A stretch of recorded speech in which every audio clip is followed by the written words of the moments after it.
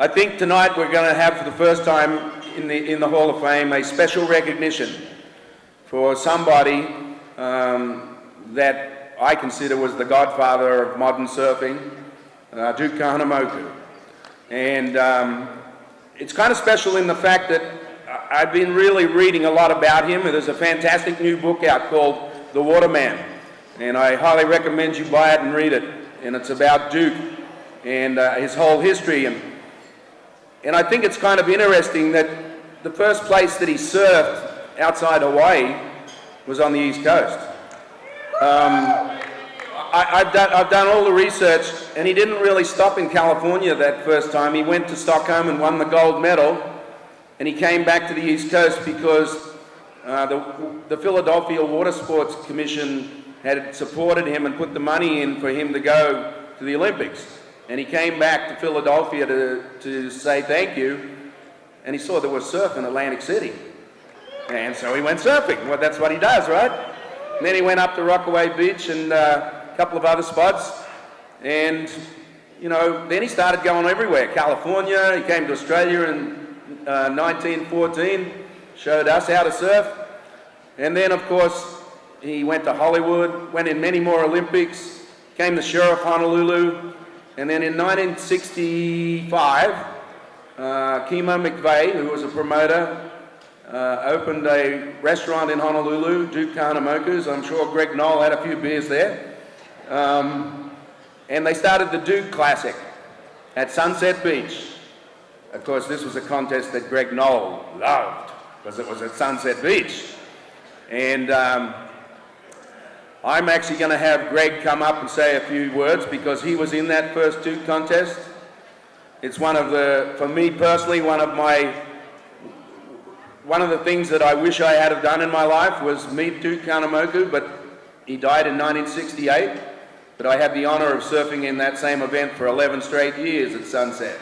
And it's one of my best memories. And with that, Greg, you're one of the few people in the room, I'm sure that you probably went surfing with Duke one day in Waikiki, so I'd love you to come up and say a few words. You had a few beers at Duke's, right? Thank you, Peter. I guess that means I really am older than hell. Yeah, I was in 3 of the contests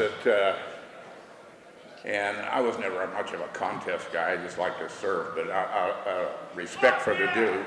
Pardon me? What did he say? Did he say what I thought he said? Anyway, you know, everybody knows the stories about the Duke, how when he was going to swim in the Olympics, they had to wake him up. He was under the stands asleep, and he got up, yawned at the starting blocks, and then won the World Championship. He was the only guy to drive around in a limousine with a surfer on the hood of his cars with no license plate.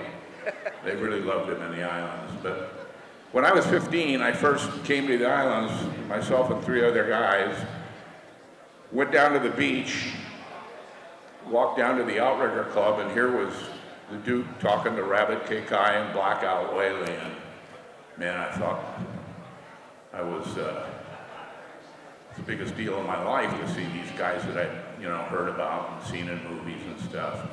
Then later on, I made the boards for the team and really got to spend some time with him. And from my observations, the Duke was a typical Hawaiian. He was kicked back. He just really had enough of all the bullshit and the people tearing at him, wanting something, and all the hype and everything. He just wanted to kind of be left alone and hang around the beach with his friends. He liked to turn over rocks and get rock crab. And he was just a nice guy. He was a typical kickback Hawaiian. And he liked what we were doing. We had to take pictures. He liked, Freddie Hemmings and Butchie, and Bruce Veluzzi was on the team too, one of your East Coast guys. And anyway, I made the boards for him, and so we got to know him a little bit. We shot some pictures, and one of my proudest possessions is a watch.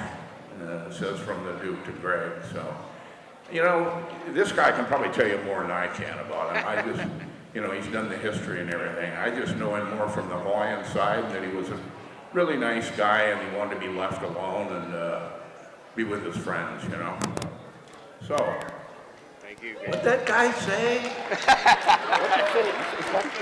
It sounded like that, but we gotta keep it clean, right?